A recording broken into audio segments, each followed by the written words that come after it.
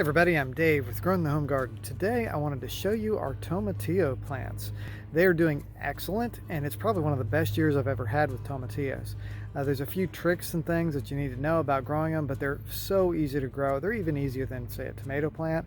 I've had fewer disease issues and pretty much no pest issues whatsoever. And I'm really looking forward to this year making some salsa verde. That's one of our favorite things to have alongside of our Tex-Mex dishes and our Mexican style foods. So anyway, let me show you some of this tomatillo and show you how I'm growing it. Tomatillos are related to tomato plants, but they're grown a little bit differently, but they have some very, very similar qualities to them. What is different is they've got this paper covering over top of each of those tomatillos, and when they're starting off, they're just like a tiny little fruit inside of these things, and then they grow and they grow and they grow, and they eventually start pushing out beyond that shell, beyond the husk right there. And that's how you know when a tomatillo is done. When it's starting to push out from here, you can go ahead and start picking that up at any time. I'm probably going to wait for another day or so before I do that. Hopefully gather up a few more, but there's one, there's another that's about ready, and I think this one here, it needs a little bit more time. If you touch the pods here, these husks, and they give a little bit like kind of a balloon that isn't fully inflated, you know it's nowhere close to being ready. So you just leave them alone. Now, if the husk breaks open at some point, like an insect gets to it, that doesn't necessarily mean that the fruit isn't going to form properly. So, don't give up on it and just throw it away or something. Just go ahead and let it grow and see what happens. But you can tell this plant has loaded itself with tomatillos. We've got a ton here. Now, it's in a nice spot. It gets a little bit more shade than I'd probably like it to, but maybe that's beneficial for it. It is located in a spot where I used to have a compost bin, so the soil underneath, I'm sure, is fantastic and ready to grow pretty much anything. Now, you'll see this on tomatillos as well as tomatoes and even peppers to some extent, but you'll notice you see all these little bumps on that stem there. Those bumps are aerial roots, and if this plant were to touch the ground, it would start to send out more roots along those areas. Here's a better example. And they would go all over and set roots. So that's pretty good. I mean, you can do that too with tomato plants. That's why with tomato plants, if you cut off a stem of it and put it in water, you can actually get roots, because they have a natural tendency to grow these aerial roots all over the place. But these are just really doing well this year. Now, I've heard that you need to have more than one in order to produce tomatillos of any account.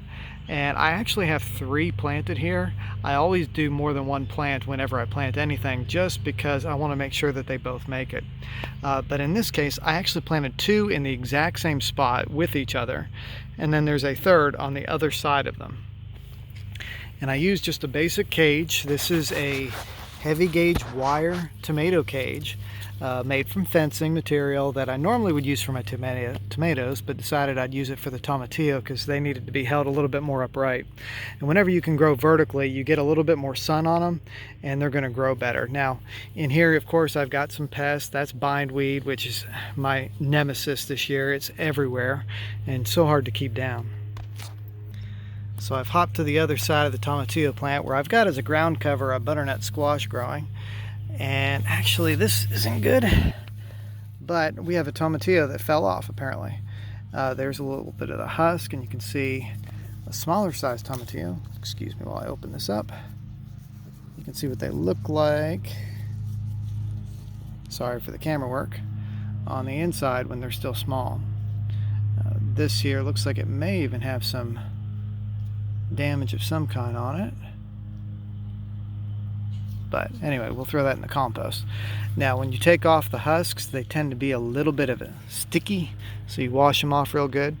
And what I have heard to do, and we're going to try this year, to make a good salsa verde, is to just take some of the tomatillos, chop them up, put them all in a pan, along with some peppers and onion, roast it all up, and then after you've got them cooked, throw them in a food processor and blend. It sounds really easy, and I'm really looking forward to giving that a shot this year. I have used them fresh in a just the other day. We did a pico de galla with tomatillos in it, tomatoes in it, some onion. It was really good. Oh wow, I think I'm gonna go ahead and pick this one off because it is busting out all over. Look at that, looks like a heart. And we got a friend on there. Get off of that. There. Okay, so this is kind of what the tomatillo looks like when it's busting out of its shell. These are some of the biggest tomatillos I have ever grown. It is humongous. You can see there, it's, you know, fits in the palm of my hand. It's about the size of a baseball almost. So they've done really well this year. So we've got that one over here, and I've got one on the ground over here beside it, and it's kind of in a bit of a mess right now. I'll have to explain what's happened with the garden in another video here before too long. Needless to say, I have not been able to attend to it as much as I was hoping to be able to this year. We've had some complications in life, but that always happens. But anyway, here are the tomatillos. I'm really thrilled with how they're growing, and I highly encourage you, if you guys like salsa verde or just tomatillos in general, grow them. They are so easy to do. There's no reason not to. Just remember to plant 2 or more. Always remember to watch for when the husks start to split, and that's when you pick them. Keep an eye on any kind of bug damage, like right here. These are probably from flea beetles. A lot of times when you see that kind of damage, that's flea beetle damage. But they're not doing any major harm to this. Obviously, we're getting some good produce out of it, so I'm really not concerned about spraying or anything like that to it.